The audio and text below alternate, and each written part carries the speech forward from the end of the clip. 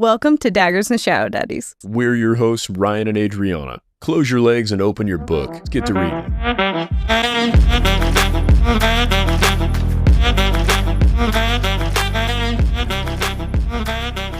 Warning, this podcast contains explicit content. It's about to get nasty. It's all vibes and no facts. Let's get to spoiling. Wait, no, these are spoiler-free episodes. Not the way I do it. I could not touch my phone for hours. So I was like, fuck it, find something I really want to listen to. So I listened to like 14 hours of Let's Talk About This Baby. Give me 2 facts that you learned about Greek mythology. Oh, dude, there's actually so many. The word hecatoncheires has been stuck in my head for a week now. What does that mean? So you have the Titans, and then you have the gods. And I think the hecatoncheires were created by the Titans, or whatever created the Titans. There's something even beyond that, where it was basically like Gaia, and... You're already saying words I don't understand. What's Gaia is the earth. Oh. And then it was the... Yeah, what was it? The earth and the sky, or something. The earth and the universe had a baby, and those babies were either the Titans or the hecatoncheires.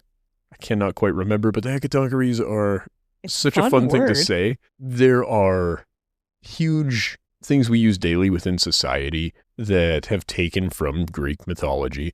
What I found really interesting was in some of her episodes, she compared the Greek and Roman mythology, versions of these things that were Greek and Roman.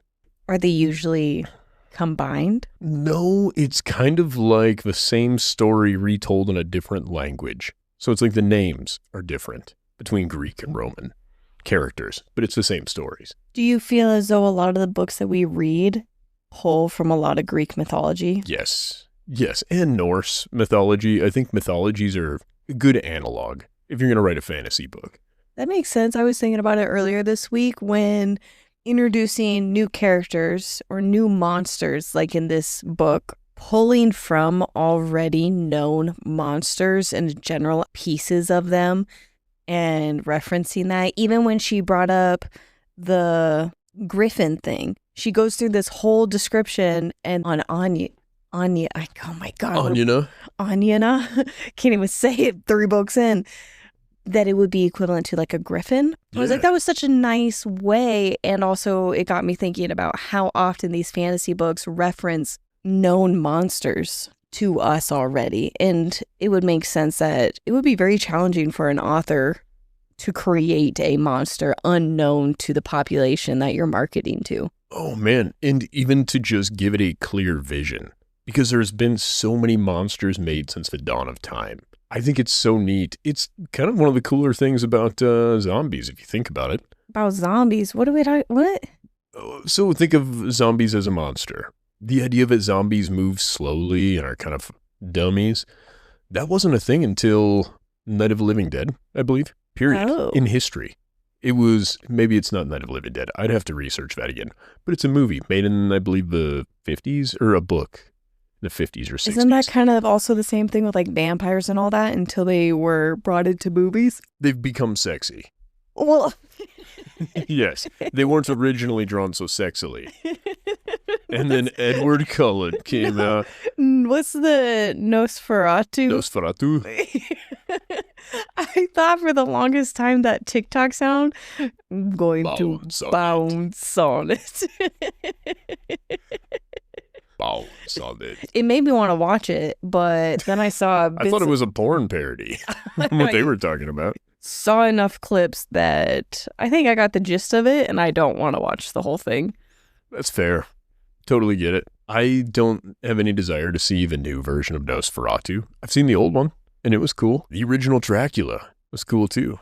But I see what you're saying with vampires being more accessible and popularized. But there was no concept at all of a zombie. I did not know that.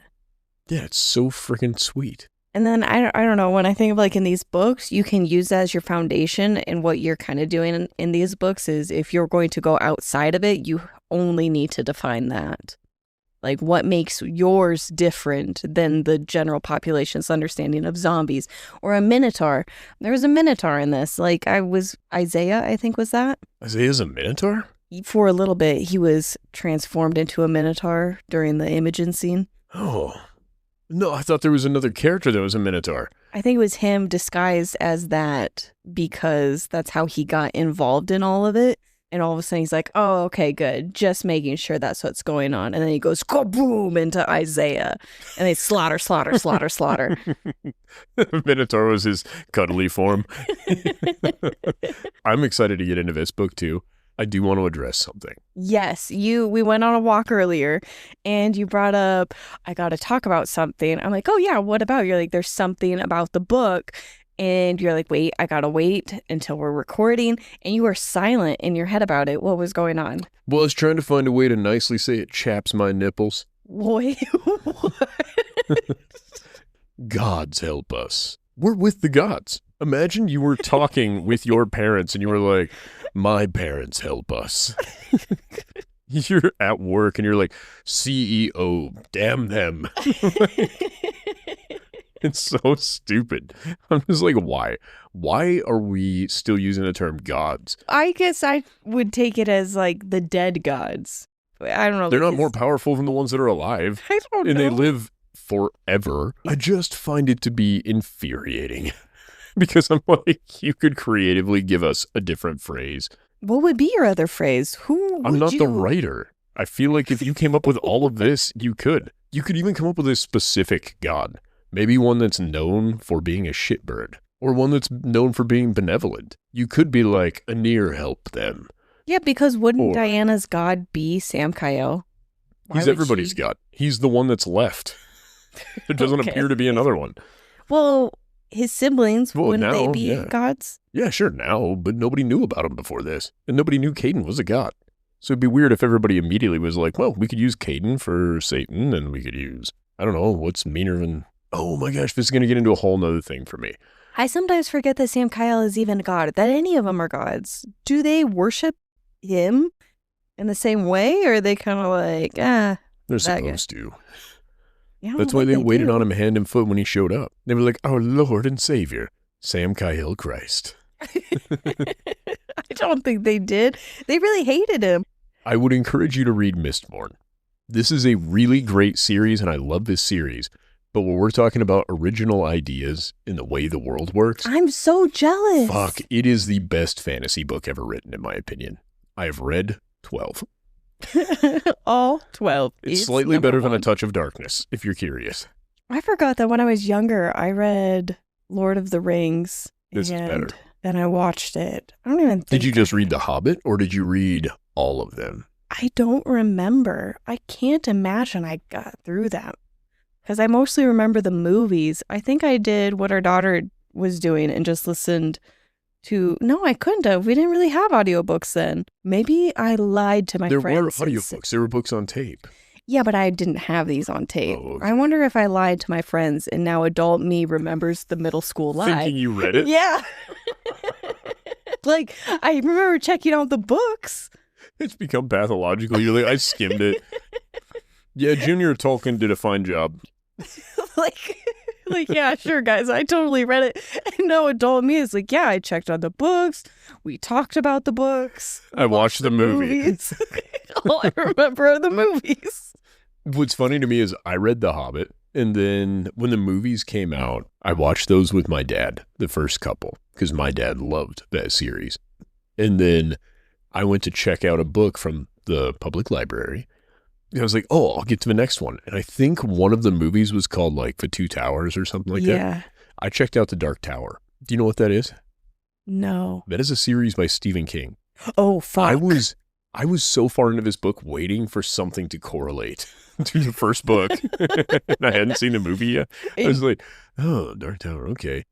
Well, you went to bigger schools. At my school, the librarians were have a discussion with you with what you were checking out. This was the city public library because I went there after school all the time. That's where chess club and stuff was because I was a cool kid. You were so cool. But yeah, so I was at the public library. I checked out that book. Nobody says shit to me. It was a good book. I did read the rest of the series that was out up until that point. But yeah, I think I was in high school, actually. All I know about his work is a large majority of his content is in men writing women. of She Walked Boopedly through here that he has a lot of bits like that throughout his books. He might be the only person I'm aware of that writes more than Brandon Sanderson does. Oh, wow. He publishes several books a year. And I'm not going to say that his writing is the most incredible stuff, but he does do a lot of, it's a different cultural aspect of writing as well. Like there's indigenous culture. Is this the guy that was coked up the entire time when writing? I don't know. He's still doing it. The dude, I think, has put out like a book already in 2025, and I think he put out 2 in 2024. Like, Stephen King just does not write. Yeah, I think he is the author that I'm thinking of, that in the 80s and 90s, he admitted to being... Oh, probably. Just... If you get a chance, read, I think it was Dreamcatcher. Was one of his books? That was... No, he writes scary books. It's not scary, it's words. I don't know, man. I get into books to the point that I get scared.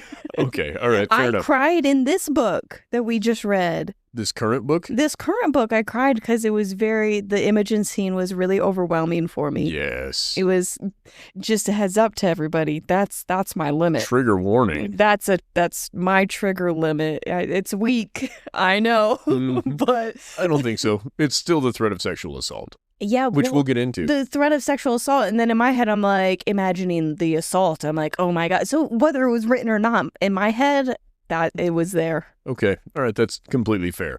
I would still suggest Dreamcatcher. No, I wouldn't. I don't suggest. The Dark Tower series is good, though. Do they count as? They kind of count as fantasy books. Maybe I am a bit of a fantasy reader. Yeah. It's not documentary style for sure. As a kid, I didn't know what I liked at all because right before reading Twilight and those like... Can I borrow your phone for a second? Yeah. And I think there was also Eclipse and all these other things. Full moon or part of the moon. Yeah. Half moon, crescent moon. There was The Boy Who Lived. Do you remember that? Yes. And... it eventually got banned because once one kid read it, then everyone's reading and they're like, oh, this is really dark. No kid should be reading it. And oh my God, it was intense for me. But I was also a wimp when it came to that stuff. All right. This book, I guess, was old by the time I had picked it up. Relatively old. It would have been 1982. It was when that book was written. Yeah, it's so weird. 65 novels, 5 nonfiction books, 200 short stories. The dude has just... yeah, around 77 full books is what he's written. 7 of them listed under the pen name Richard Bachman. The dude's a hell of an author. The Boy Who Lived. I thought that was Harry Potter. I think it fucking was. It was... Sorry, it took me a minute to come back to it.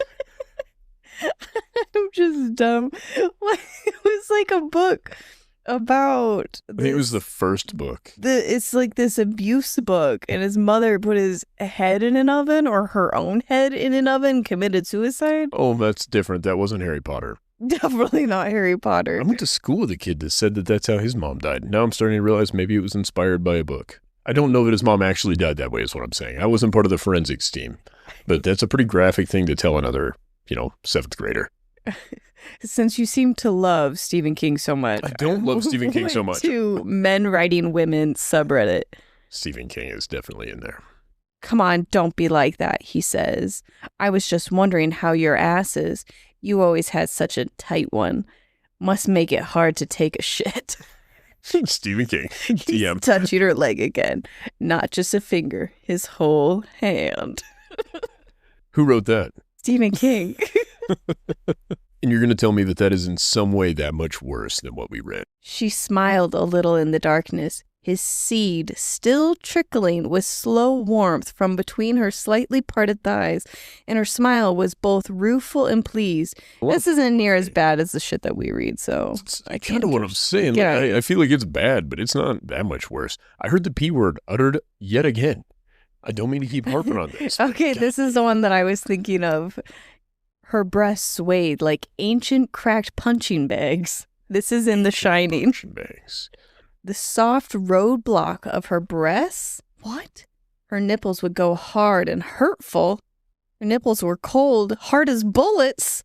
This is a compilation of his yielding firmness of that breast, cupped inside its thin double layer of proper cotton and sexy nylon. Talking about a bra. Her breasts are small like peaches, sweet like peaches. Okay. Small like peaches and sweet like peaches? We could have. Are we certain that he's We just... could have done small and sweet. Are we certain that he's not just looking at peaches? They look exactly like peaches. If it's small like a peach and sweet like a peach, it might be a titty. He brushed her breast, parentheses, primly broad, by the feel. She had been very conscious of her breasts as sexual things, full and ripe and standing out from her chest. Are tits stand? Well, they stand out. You got standing.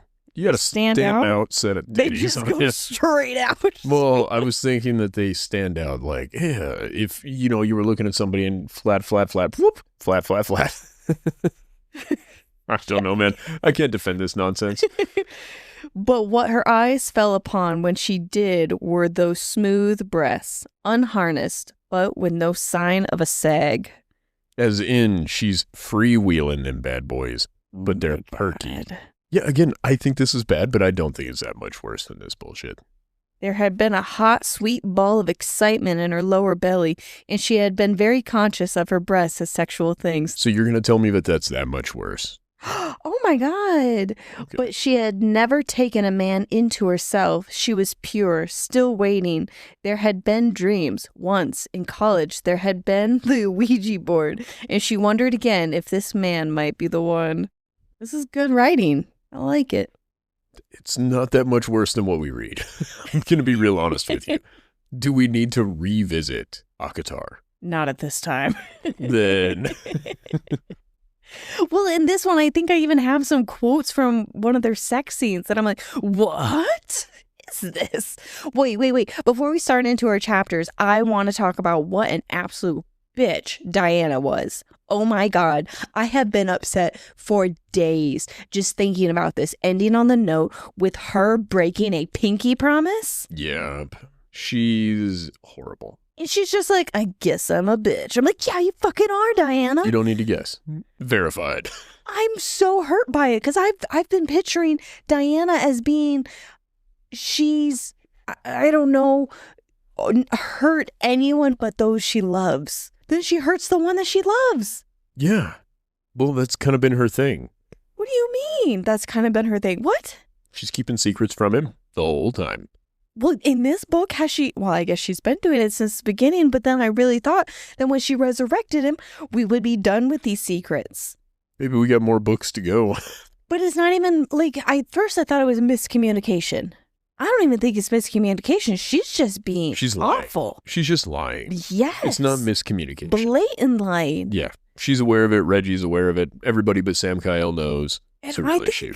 Part of it is I feel betrayed. As ridiculous that it's ridiculous. I'm with you. I felt hurt. I felt like a pinky promise was broke to me. I would agree. And I actually had a moment where I was upset with you reading this. Why? Because I, for some reason, was like, oh, pinky promises aren't sacred anymore. And you made me read this book. So I was like, is Adri just trying to make the pinky promise not a sacred law anymore? And then I'm like, no, you're being fucking absurd. Adri also didn't know. But I'm really hurt by this pinky promise nonsense. Same. And I think that I started imagining how I would feel if I found out that you lied on a pinky promise and then I started getting mad at you. And you didn't do it, obviously.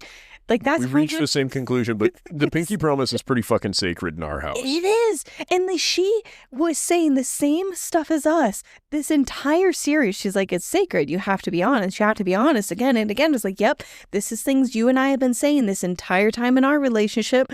Like, yeah. I'm on board. He brings up that it's the law. Yep.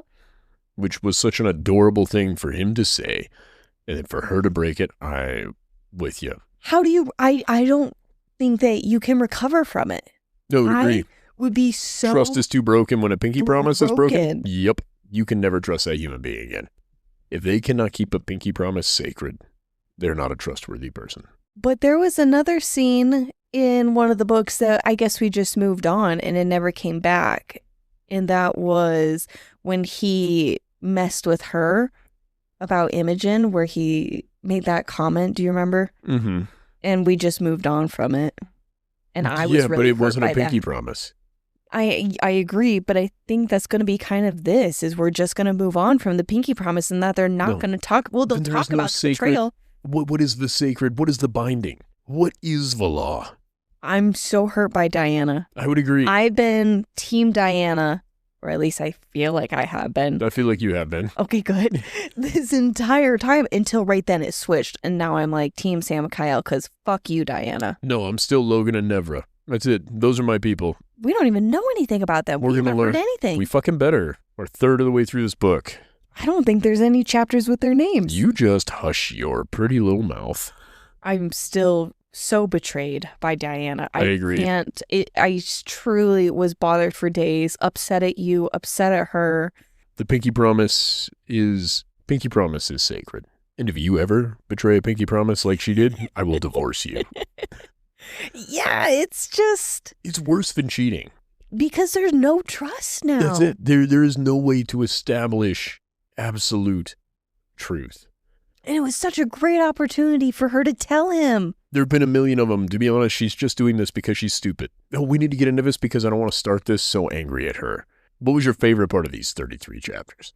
There were no favorite parts. Really? I'm so betrayed by Dianna. Did you read through the notes that I took for you in this? No, I haven't Good. even looked at your Good. notes. I also want to add, actually, I'm really enjoying this book a lot.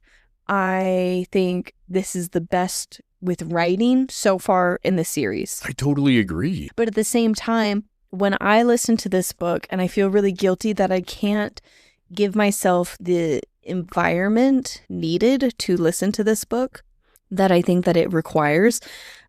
We were driving to my parents and I had hours to kill while driving, and that was such an enjoyable way to listen to this book. So I don't know if it really is in regards to better writing versus I just was able to listen intently to the book compared to at work. I think it's better writing because the way that I'm listening to it is the same as how I listen to the other ones. It's while I'm doing something else.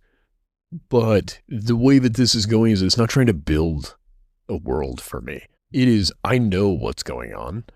I'm being introduced to so many new characters, but I'm kind of getting to know what's up with them, if that makes sense. Like, it's specific enough, I think, because our primary character is also learning the world.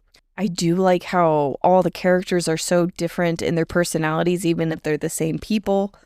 The most incredible voice actress. She's Fucking just unreal. amazing. I even wanted to go find her social media, just leave a comment of like, incredible. Just give her a compliment because she totally deserves agree. it. Yes, totally agree.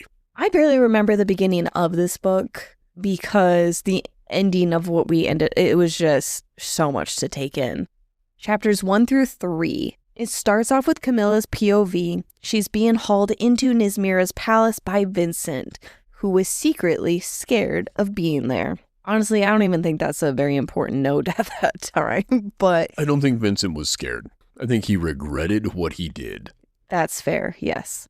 Then it's Vincent's POV, and Nismira is using him and calling him her pet, like sexually using him. Yeah. And I wondered if he switched sides when he found out about Dianna being Samkiel's Amada because he knew Nismira was going to come back. I think he was aware of it the entire time because he was a part of Kaden's whole plan. Okay, I think that's fair. And we also get a bit of, there's rumors of Dianna being stronger than Nismira, and I don't understand what Dianna has within her that is making her be this beast, this old beast, when she's part of Kaden, unless they're always referencing Kaden. Okay, so first of all, powerful celestial blood, her dad. We haven't heard dick about her mom. Oh, that's fair. We haven't. And then we have Kaden, who shared his power with her. Then we have Samkiel and her are linked. And from what Nevra said about Logan said about she and Nevra, when you are soul bonded or whatever, your life forces and stuff exchange. Your power becomes their power, blah, blah, blah. So she's got like a triple whammy of shit going. And she lost her blood dreams. Did she? Her and Reggie were talking about it. He was like, have you told him? Have you had any since you resurrected him? And she's like, no. And he doesn't need to know that. He doesn't need to worry. Because when I heard that scene, I wondered if Samkiel has the blood dreams and he just doesn't know it yet. I wonder if she didn't, like, accidentally purify herself when she shared life force with Samkiel. Oh, I don't know.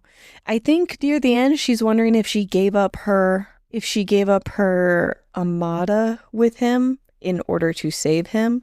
And I think all it was the mark of Deshin. She gave up a mark because I don't think they can sense each other like Never and Logan. I don't know.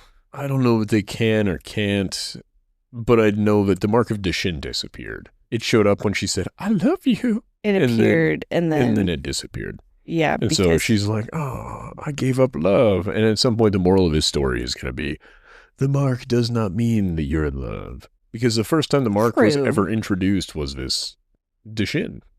But I still thought there was something with the Amada bond and mark and all of that is being to sense the other one and knowing that they're alive and being able to feel as you're near them. And I don't think they have that. I don't know. I don't think that they are experienced enough in any of this to identify shit. Okay. I don't think we can use Logan and Nevra as a barometer because they've been together for so... Fair. In the way that, like, you and I kind of know how each other think. Like, it just takes a while to develop that. Near the end, we get Kaden's POV, and he wants to win Dianna back. I fucking called it. He's still in love with Dianna. And in some ways, I was kind of rooting for him in this. I'm like, yeah, good luck, Kaden. Just because I want to see him be turned down by Dianna. See him grovel and try and lose. Man, you are a cruel woman. I think it's a good thing they made him so fucking despicable. Because if he does go through an entire redemption arc, it's going to have to be a long arc. And it's confusing because you see him as like a baby brother. Like a little, like... small feeling compared to his siblings. Well, other than Samkiel. Remember, exactly. Samkiel's the baby. Then you have Kaden. Then you have, what's the other guy's name again? Isaiah. And then you have Nismira. No, I love what they did with Isaiah's character, though. He's the older brother who kind of acts like a little brother and has always supported Kaden. Like he's... a big brother that dotes on his little brother. I could tell from this early part with Isaiah actually missing Kaden that he was going to be a good guy. He's going to be a misunderstood. Exactly. He's just on the wrong side, but his heart's in the right place. And he's going to get a mark of Deshin with, what's her name? Yeah, Imogen. Yes. I don't know if they'll get the mark of Deshin, but I think by the end, she'll be saved. And no, they're going to be true love. Yeah. That's true. What the mark of Deshin is. Yeah, but it has... You don't get that until you both confess. Which seems fucking stupid, but sure. It's almost like a magic spell more so than something that actually naturally occurs. Say the magic words, I love you. Oh, stop. I don't think any two people that say it to each other get the mark of Deshin, is my point.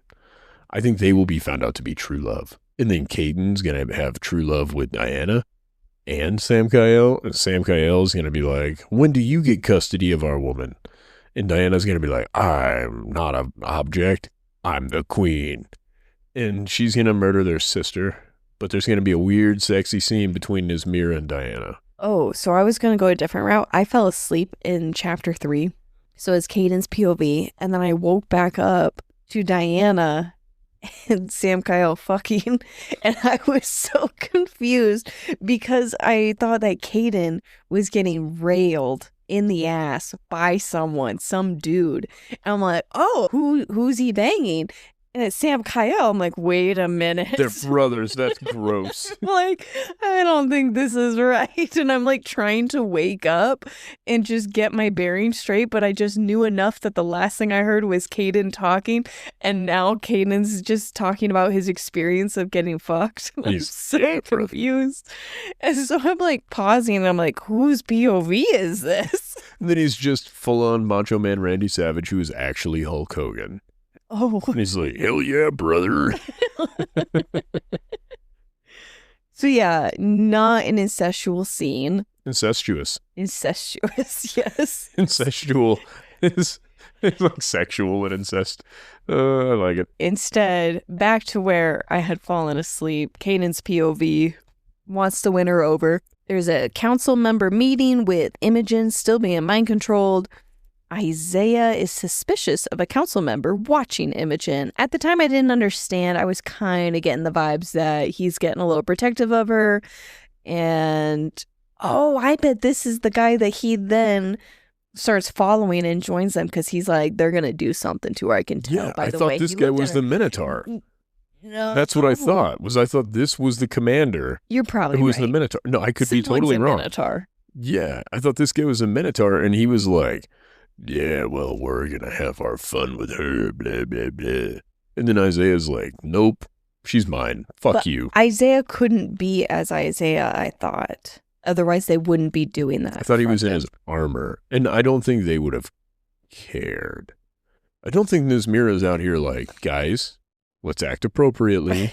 In my army, we follow all of these rules. Fair. I don't believe HR is a big thing. Yeah, I didn't think about it, though. I think this is a council member that he then started following to see how he was going to treat Imogen. Fascinating. Who is the Eye? The Eye is the rebel force that existed in the other dimensions or whatever before they were opened, the other realms. And the chapter ends with Dianna leaving a message that says, come get me, bitch. In the coolest way. Again, Dianna is killing it, but she is fucking bloodthirsty now. Yeah, and that still hasn't been explained yet. And Nismira's like, motherfucker, somebody find her. Oh, I also think that we learned Nismira wants to be called king. Yep, because she is all about this. She's like, no, they've always been called king. It's not about my fucking gender. It's about the fact that I'm better than you. And I loved it. I was like, God damn. Again, great villain. To be fair, Kaden is still a great villain. But we have such a different side of him that I see him as kind of weak now, at least around his sister. Power creep. Oh, I don't understand. Power creep is the thing that happens in these stories where somebody is presented as very powerful, then somebody comes up that's slightly more powerful and slightly more powerful and slightly more powerful. And pretty soon the person that you thought was this insanely powerful person seems very middling. And I don't think it's necessarily because of his power, but because of his behavior around that other character. Yeah, he seems scared of her. Yeah, and very confused. He's trying to investigate with the blood, and that just kind of seemed like he's fearful. Yeah. Yeah, I look for him to actually fuck up Nismira a bit when she starts fighting Dianna, and Samkiel's unable to be as helpful as he needs to be, and Caden's going to step in there. And that's where he's going to be like, oh, my redemption. I'll save you, young lady. And she's like, fuck you. I don't like you anymore. And he's like, I'll still fight for you. That's what I'm hoping for. No, I want to see him be a little bitch about it and just really try and just see. I want to see him be insanely powerful, to be fair. Get his feelings hurt. He's just as powerful as Samkiel. That makes sense. Like, but how's that not awesome? Is Samkiel going to be more powerful now that he's Amada with Dianna? It remains to be seen. He's still weak with his injury. Oh, and just one little thing at the end of chapter 3, whatever's going on there, I have the note. Kaden is scared of the dark. Because? I think he was locked up for a very long time in the dark. Oh, you thought it was a trauma response? Yeah. Oh, I think it might be because you don't know if Nismira's got people chilling there, or there's another big bad that is above Nismira yet. There is. They call him the Chosen One or something like that. Yes, but I thought he was scared of the dark because he was locked away for a very long time. I don't know. That makes it sad, like a Harry Potter thing. Well, I think it's part of his redemption. He has thousands of years of trauma related to the dark. This is terrible. Terrible. So he wants to win Dianna back and he's scared of the dark. Poor guy. Poor fella. Oh. Yeah, I got nothing there for him. Chapters 4 through 6, we get Cameron's POV. He's in a fight club thing, I guess. I don't know. And he's recently turned and he's feeding for the first time. He hates himself and he's called Little something, I think. Yeah. Yeah, I can't remember what he's called again, but it's like Lil Mac. That's what I remember it being. Lil Cam. But he's not as big and bulky as the guys who he's fighting. It's more or less what it comes down to. But he's strong, he's powerful. And we learn later, I like that Cameron calls out Kaden for not training him. He's like, I have no experience. I don't know anything. You're not. And he said you're a shitty maker. Yes. Yes. And Kaden did train Dianna. He did help her with gaining control. We did hear about that whole little fight sequence between the two of them and them falling in love. Maybe Kaden doesn't want to fall in love with Cameron. I think he's nervous because Cameron's so charming, but he can smell the aftershave in case he was with somebody else. What I find interesting is this kind of addresses too. Cameron is more powerful now than he was as a Celestial. They compared him equivalent to Dianna, one of the best conversions they've seen in a long time. And Kaden's just like, I can't do it that often. Like, it just happens, and he doesn't know why. Well, no, I think he does know, because they have to want it. Yeah. And then they have to also be a Celestial. Yeah, they have because to if he want tries to crave it. convert anything other than a Celestial, they turn into the, whatever the evil bird things are. You know what I'm talking about? Irvakuva. There we go. Bad bats. Yeah. Exactly. They turn into those things. We get Diana's POV, and they're banging. This is the sex scene that I walked into or woke up to. Walked in on, and then continue to watch. Well, that's kind of what the experience is when I'm listening to these books. It's all in my head. And when I'm slowly waking up, it's just two people fucking in my imagination. I'm just like, oh my God, what is happening here? But It's a different two people. Yeah. But one of the two is different. But it's actually Dianna and Samkiel, and it's 6 weeks after his injury. And the doctors said, you're clear to fuck. Just like a man who'd recently given birth. As soon as they were given the green light. They jumped on it. And okay, so they're banging. And the oddest thing, I wrote this note. I think she's finishing, or maybe it's just getting closer. She says that she goes cross-eyed. Yeah. I can't comprehend the idea of going cross-eyed. To be fair, your eyes close. Like, I feel like forcefully cross-eyed, maybe it's to imply that blurred vision. No, some people actually go cross-eyed. You didn't even cross your eyes just there. Oh, good. To really cross your eyes. It's really forceful. Oh gosh, getting dizzy. Yeah. Have you gone cross-eyed? No, never. I don't think this really happens. It seems a little performative, but it's been known to happen. I'm just thinking, like, if you're in a mirror and your partner just goes cross-eyed and you're just like, oh God. Is that supposed to be a thing for him to show how much pleasure? Correct. Yes. Oh, you're saying it's performative as in she's intentionally going cross-eyed so he can see how... No. Oh. No, I see what you mean.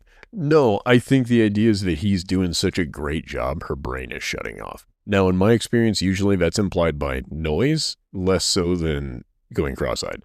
Because I would agree, going cross-eyed does take an effort. Yeah, it's an effort thing. It's not for me. It's not going to happen. So that's just the only thing that I got. Well, now I've got goals. Please don't do that. I'm going to fuck you until your eyes cross. You need corrective lenses when I'm done with you. That was a joke. We are introduced to Miska, a young healer, 14 years old. A listener reached out to me, and her theory is that this is Gabby reincarnated. 14 years early? I don't know. Just like a version of her. Let me read what she said exactly. Where'd this person reach out to you? Is this the book club or is this? Yes, in the book club on Fable. Join. She also gave us some poll questions that I can put at the end in the reflection section of her little thing. She feels like Gabby's spirit has gone into Miska. Oh. That's what do we feel like it. happened to Miska's spirit? Miska's pretty focused on her mom and how sweet her mom was. Yeah. Respectfully, I hope this isn't the case. What do you mean? Oh, I think it's more of a just... I don't know. If we can learn that Gabby as a spirit can do that, it would make sense she would want to be with her sister and be with Miska. There's no rest for her that way. And No, I prefer Gabby gets to rest. And this is, I think you even freaking called it last book, where you were talking about, you went on this whole little rant and ramble of an adoption thing of, yeah. And I was like, you can get that from Geralt and... Yep.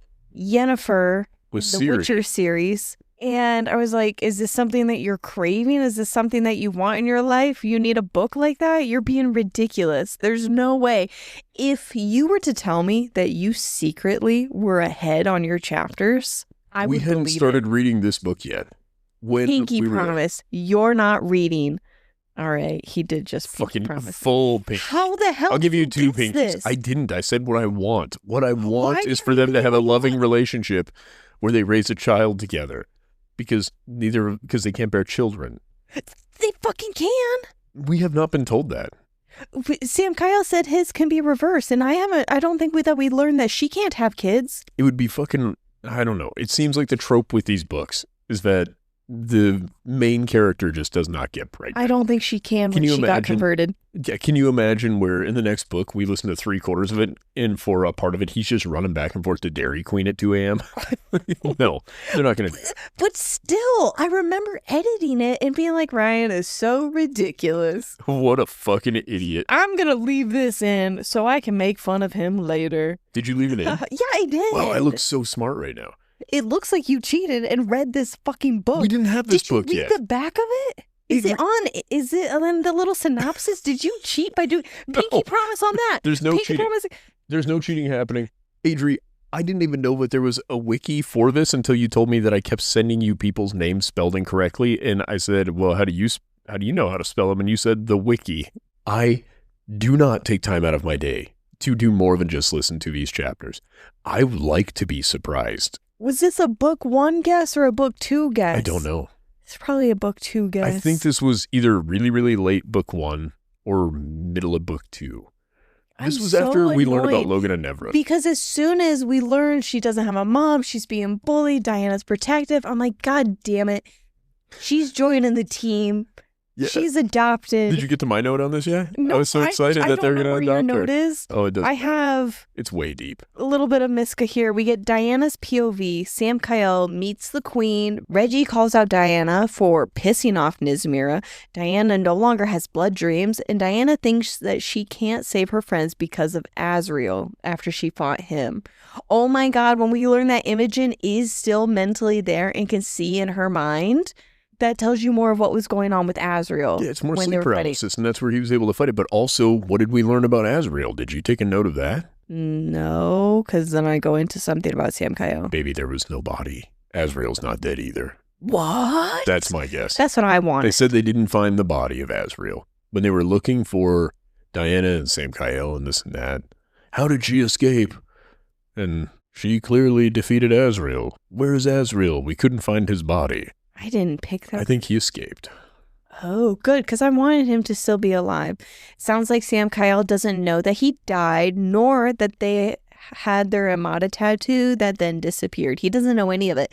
And at the time, I'm loving this book because I'm just like, yes, that makes sense. In my head, I'm like, well, he would know that he died. I'm like, you dummy. Why would he know that? It makes sense that she has to tell him. Yeah, what doesn't make sense is that she's keeping this guarded like a state secret as he keeps getting worse and worse. And she's like, maybe it's because of what I've done that he's not healing. And it's like, why would you healing him, bringing him back to life, slowly murder him? Well, what we learn later, I think Reggie found out it's a death wound. So it needs different heal. Like, obviously, they're poisoning him, but this is going to heal differently than anything else. He basically said there will be a scar, and it took longer.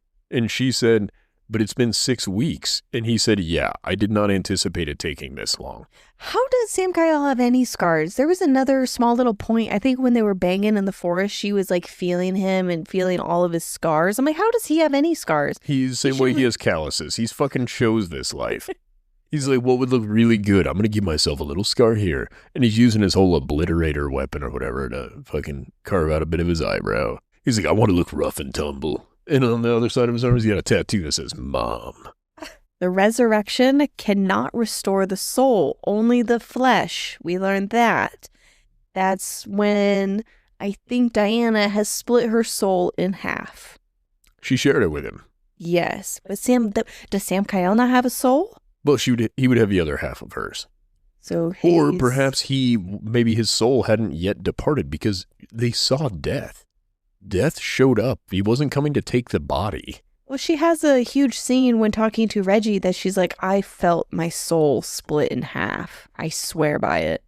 Yeah, and I think maybe she did, but I don't believe that his soul is gone because death did not get that close. Remember? Right. They saw death get close, and then death was like, oh, fuck, I'm afraid. She's like more than... like, that's what happened here. And they wonder if maybe Samkiel will not stay. Reggie sometimes has no visions. I interpreted that to mean that the future is unknown. The future is uncertain. I also think it may have to do with Reggie received some crazy wounds and he recovered. And Reggie may be becoming more person.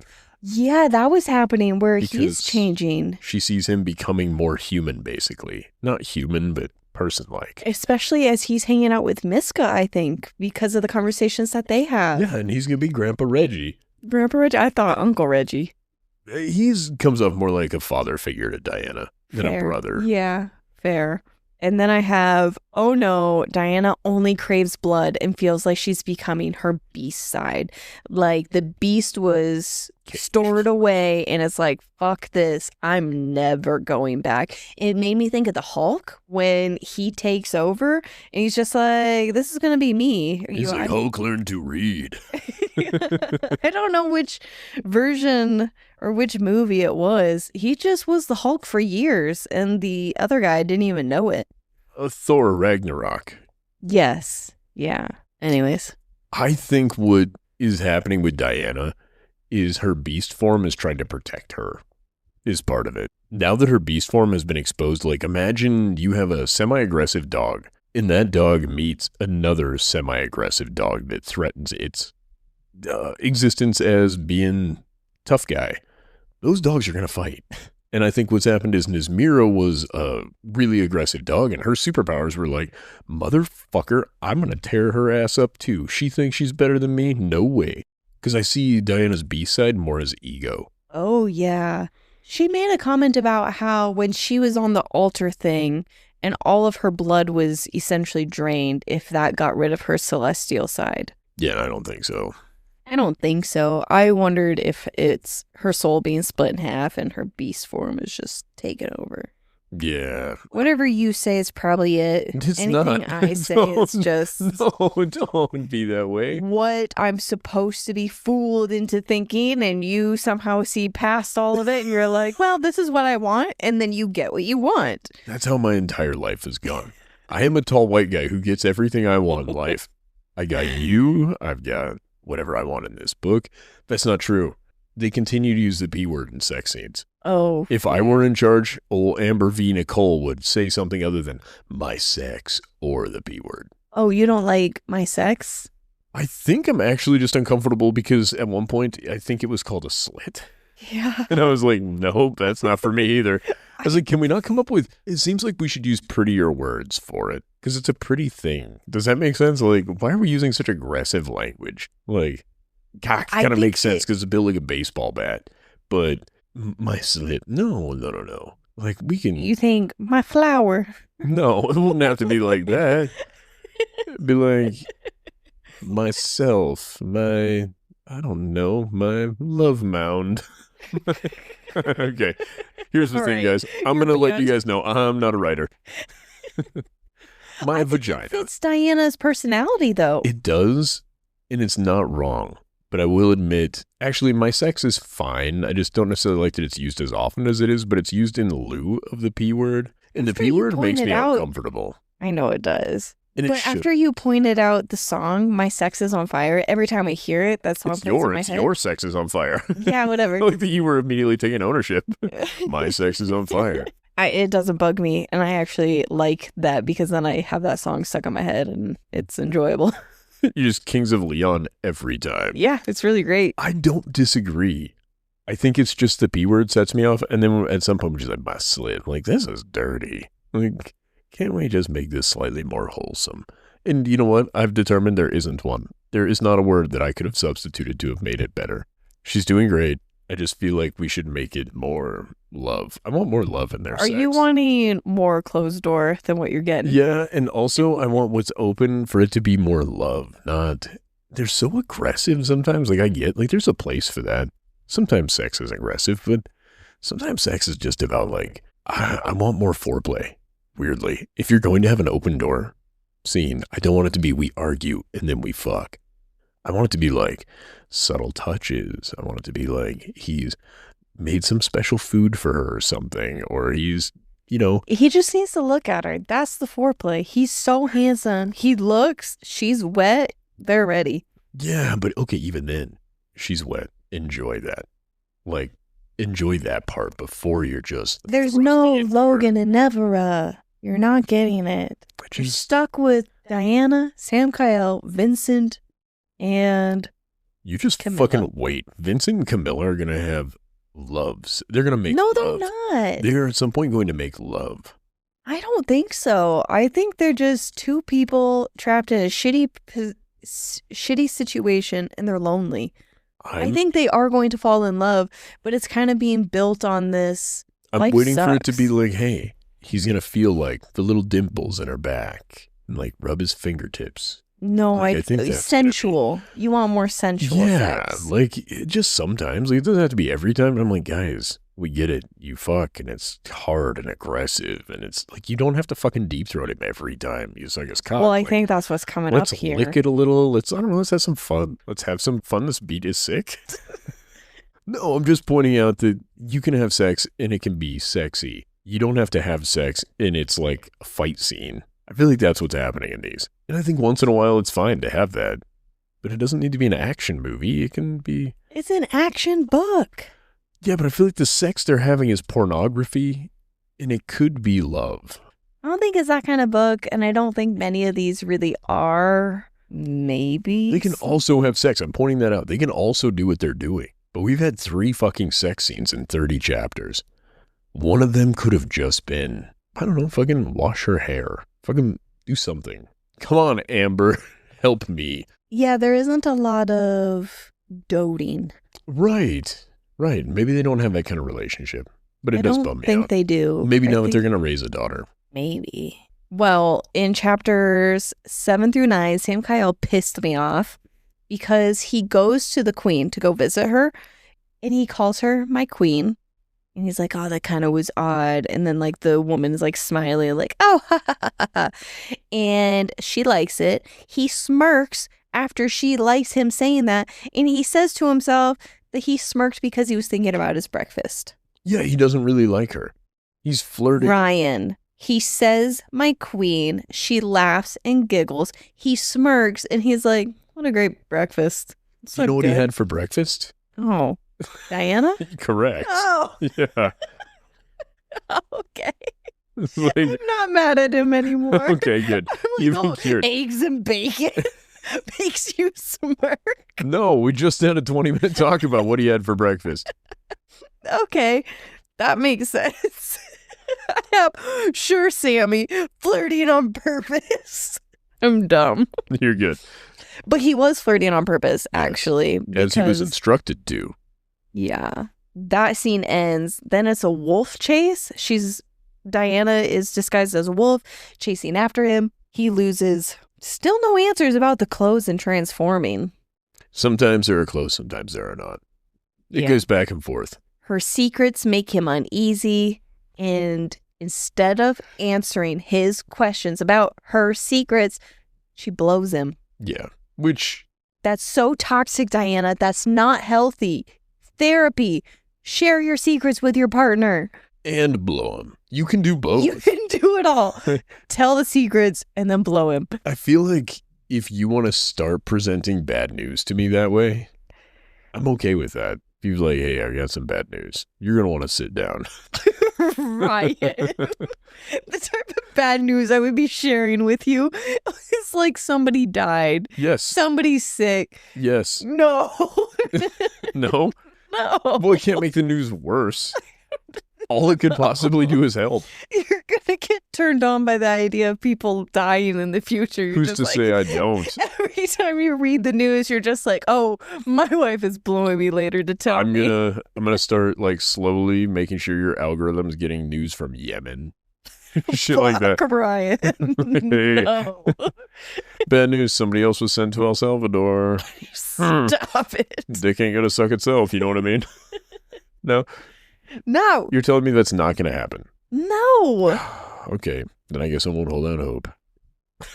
And I didn't even realize she even tricked me into her avoidance of sharing the secrets. You were like, finally, another blowjob. I was just like, oh, we're in a sex scene and didn't think, and then all of a sudden I'm like, wait a minute. You were supposed to be telling him something, and then you started blowing him. Head so good you forgot as a third party. Yeah. God damn. Samkiel is questioning why they don't have the mark. And I love the detail that he wouldn't know that he died. I just didn't think about it. And he thinks that she didn't say I love you back. Yeah. It's the most tired thing in this book so far. What? That made me so sad. Yeah, but also, why not just have a goddamn conversation? You're right, but she's lying. But from his perspective, like this book... What's she gonna say? I don't love you? Because he contemplates it back and forth. He's like, maybe she doesn't feel the way I feel. She didn't say it when I said it last. Fucking readdress this. Be like, hey, I love you, and I would really like to know if you love me back. So from his perspective right now, he thinks that she's keeping a secret and being all quiet about it is because she knows she didn't say it back and he doesn't want to make her feel bad. Yeah, well, also, you pay attention to your own feelings here a little bit, my guy. Ask a question. Be clear in your communication. Well, what I'm getting from it is... He's worried that the blowjobs will stop.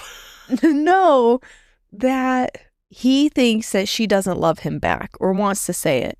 He doesn't want to end things. He wants to just keep things exactly where they are because it's better than nothing. And I guess I was buying this because younger you did fall in love with me a hell of a lot faster than I was ready to say I love you. And you just waited and waited until I was at that stage. I guess I saw this all as believable for a young couple.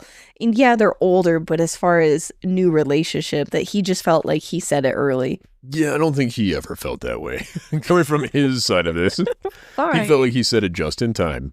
And when he felt it, he said it. But I do think that after several months, and if you and I had been through, I don't know, maybe 1 or 2 instances of potential murder, I probably would have brought it up to you a little quicker.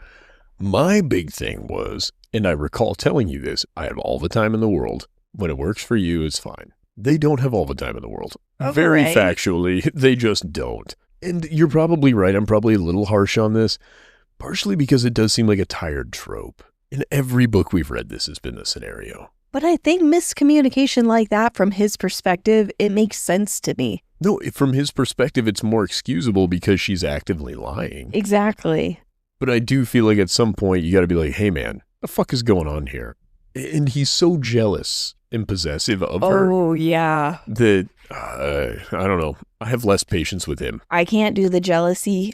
I understand that can be like a thing that someone might enjoy. Like, I think they both like the jealousy. They both like poking each other with it. They're very toxic. They are.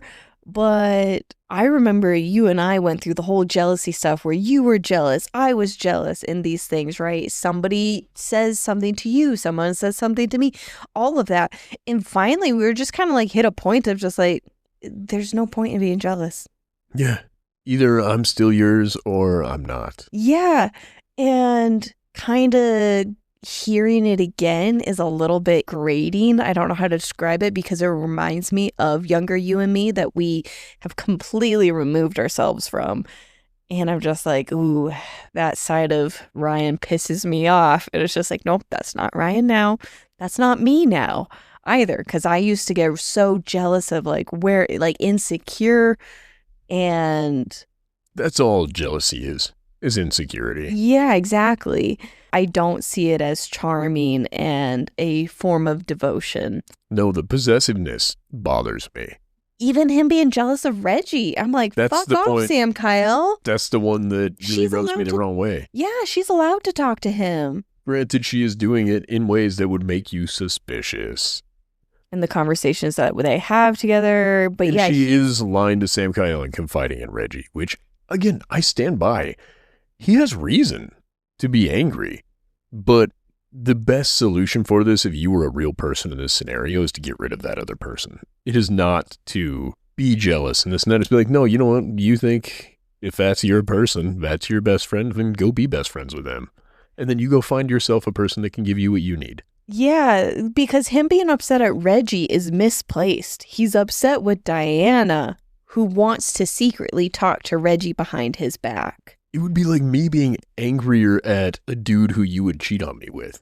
Not, you wouldn't cheat on me. This is all hypothetical. The whole hypothetical idea But yeah, if I found out you were cheating on me and I'd be pissed at this dude, like, that dude didn't make any fucking commitment to me. I'm not mad at that dude.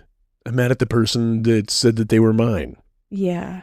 And that's where I think Samkiel could be more effective in his anger. And I know that it's a young relationship, but if you're 1,000 years old, you do get less rope. That's all there is to it. But yeah, there's a couple scenarios that it doesn't sound like they should be together, or they got to work through this. Maybe see a God therapy. I don't know. Yeah, God therapist would be cool. I mean, granted, they're probably dead, but they've all died. Yeah, I don't know. Samkiel is an interesting character in this book to me. And now I just feel bad for him. Man, I do and I don't. He's also that doormat. He lays himself out there. And then he's just like, well, you need to apologize to my lady. Be like, your lady also is a real asshole. Maybe we take a step back for a minute, Sammy. Yeah, because she can hold her own. She doesn't need him to stand up and make people apologize to her. I'm just... Now, to be fair, this one I do get a little bit. Because it's like, you're a big girl. You can handle yourself, right? You're a grown-up. I still feel the need to, like, when you share with me that people are rude with you at work or something, a part of me wants to drive to your work and just be like, oh no, you can talk to other people this way, but not my person. And you have to rationalize that then in your head and go like, no, this would not actually be helpful. You don't police your wife's world. You provide her a safe place to be. And that's what you are. You are not there to make sure that if she doesn't want something done by herself, that you're doing it. Does that make any sense? It does, but I think maybe because I like the idea of Samkiel standing up for her, making someone apologize, that whole deal. I think it was when Dianna is instigating the problems. Yes. That they then apologize to her. If she was more bystander and just like, the hell? If she's catching strays, it would be one thing. I will say on the other hand, though, even when you are wrong, I don't allow that to be the case. Like, I'm not going to acknowledge that you are wrong. And neither is he in that moment. Like, later on, he'll be like, man, yeah, I wish she wouldn't have said that. But in the moment, it's not his job to determine whether or not she's right and wrong. His whole job is to determine that she is being respected.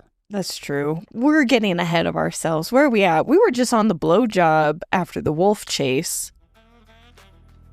Like Diana's arms, we got to cleave this one. Her arms, oh, right. She lost an arm. We got long-winded, and the next one's going to be coming out in a couple days. I'll see you in part 2, motherfuckers. Open your legs and close your books. It's over. No. Thank you guys for supporting us. It's been a good time. If you'd like more, follow us here, TikTok or Instagram. Fable, if you want to join our book club. Patreon, if you want episodes early. Dropping on Tuesdays if you're into that sort of thing. Oh, yeah. Episodes are releasing on Tuesdays. If there's a 2-parter, it's going to be on Thursdays. We accept 5-star reviews and nothing less. If you leave something less, you're a motherfucker. No! Honest reviews. Not that honest. Only leave a review if you're willing to be a 5-star honest person. Should we come up with something mean to say to him on the way out? I kind of want to pick on him. No, I won't say love you. Bye. Oh, you can tell him that you love him. Okay. I won't. Love you guys before Ryan bullies you out of here. I'm fine with most of you. I love you, bye.